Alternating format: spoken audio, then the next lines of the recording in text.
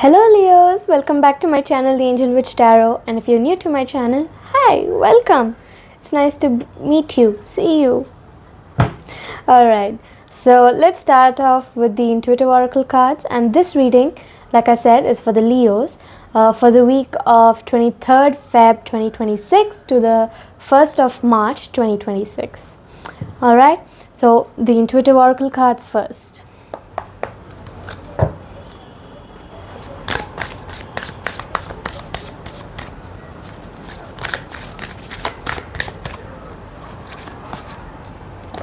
So we've got intuitive creativity, which says intuition fuels creativity, follow its guidance. And the second one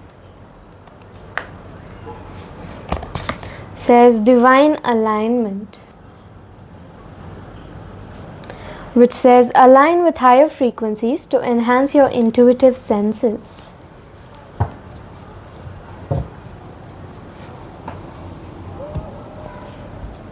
So let's move on to the tarot and see how your week is going to progress.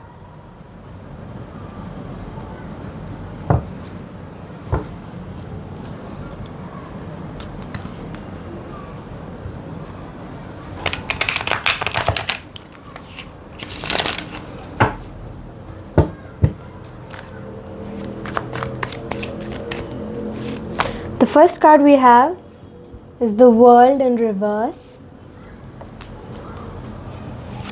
The second card is the Queen of Cups in reverse. And the third card is the Hermit upright. So the World in reverse, which is an Earth sign as well as a Saturn ruling planet, it's also the 21st card of the Major Arcana. So this one, since it reduces to 3, it's all about community, optimism and joy. And since it's in reverse, it's about seeking personal closures, doing things in shortcuts, which causes delays, and in the end you're not having any closures.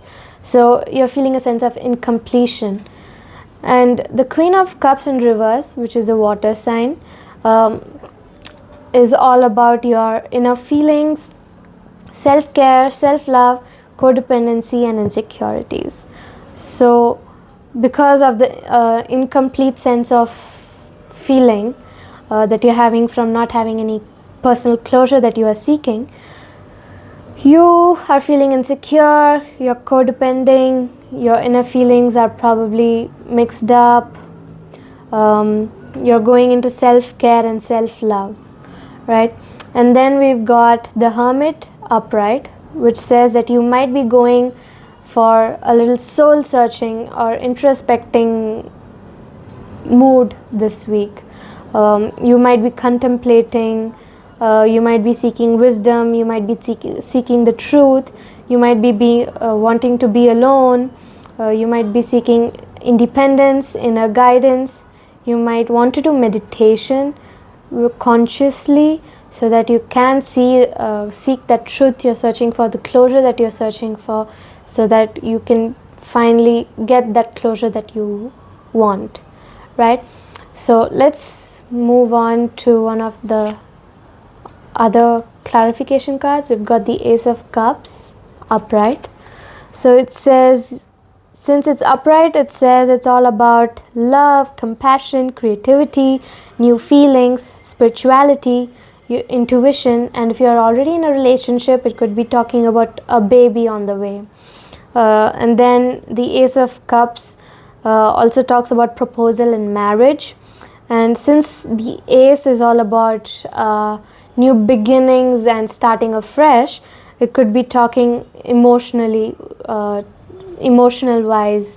You are, because it says you're also doing self-love and self-care with the Queen of Cups in reverse. So it could be leading to something new, right? You might be actually finding that closure sometime soon. And then we've got the Hierophant in reverse, which is all about your personal beliefs, seeking that freedom, gaining that freedom. Since you go against the grain, meaning you're going against somebody or something, and then you're gaining that freedom. It's unconventional, foolish, but generous. At the same time, it could be causing you to be very frail, causing you to do unorthodox things, blind faith, misconceptions, and hypocrisy as well, right? And then we've got the 9 of Pentacles in reverse, right? So the 9 of Pentacles in reverse talks about self-worth. You're hustling here and there, you're living beyond means, you're having an obsession with work, which is causing false success, right? It's not the way to seek closure or any freedom or truth. Just introspect it, contemplate, search your soul for the answer, because obsessing with work is not the way to go. It's just going to create false successes. And then we've got the 5 of Cups upright for one of the overall clarification.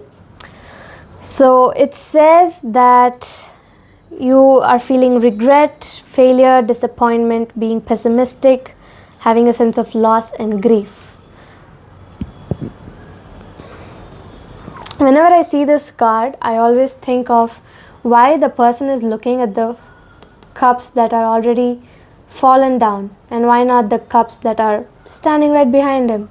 You might be looking at the negativity instead of the positivity that's coming your way, or that's already right behind you, and you just need to see it. Because whenever I see this card, that's what I get the sense of feeling. This card makes me think that I'm just looking at the things that have fallen down, all the negativity. Why can't I focus on the positive part? That's what I think. Right? I'm regretting all the negativity. Why? It's already happened. But you're tied down by it. That's why you're feeling regret, failure, loss, grief, disappointment, and pessimism.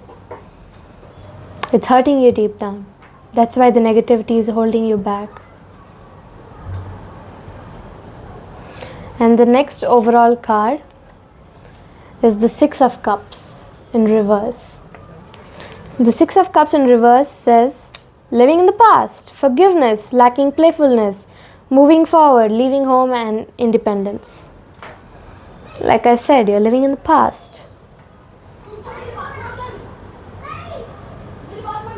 Forgiveness. You're seeking forgiveness. You're lacking that playfulness in your life. But you're moving forward, you're leaving home and gaining independence. So that's it with the tarot. Let's move on.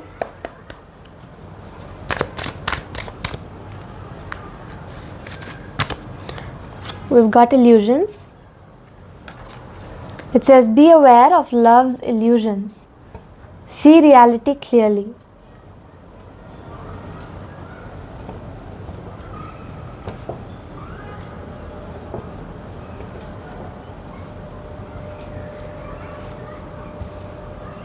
Right? See reality clearly. And then secrets.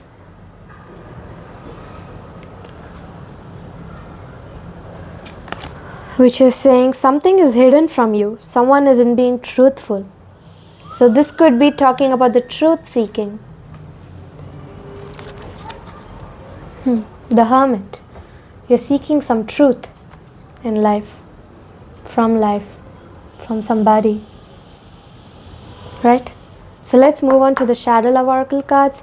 For this one, I'd like you to think of someone. It could be yourself as well, because the Shadow Love Oracle cards, from my perspective, talks about the hidden parts of the heart, like things you're not able to say out loud, or someone that's not able to talk about what's happening and they're hiding it. So you might want to think of someone. It could be you yourself as well that you're thinking about. So let's see. We've got alone, which says you feel like you are in this situation all by yourself, but it won't be like this forever. And then it says been burned. Afraid to love someone again, unhealed trauma, running away. This could be something that you're regretting, which this card talks about. Let's move on to the last card deck, and then we'll go with the Astro Dice. Tranquil Sloth again. So Tranquil Sloth is all about tranquility, tolerance and diplomacy. It says, proud and noble guardian, grant me the power to rise up and shine. You might want to pause on the screen for this, because if you recite this yourself, the spirit animals will be able to help guide you throughout the week, right?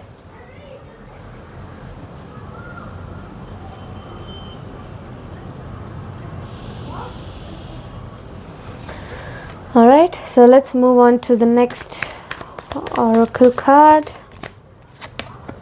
The Benevolent Elephant. The Benevolent Elephant is all about gentleness, temperance and goodwill. This one is also an energy card, so you might have to recite this as well. It says, pillar of patience and kindness, bless my heart with your gentle nature.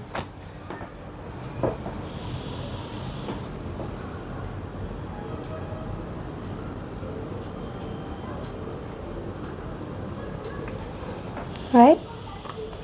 So let's move on to the Astro Dice for the overall energy of the week.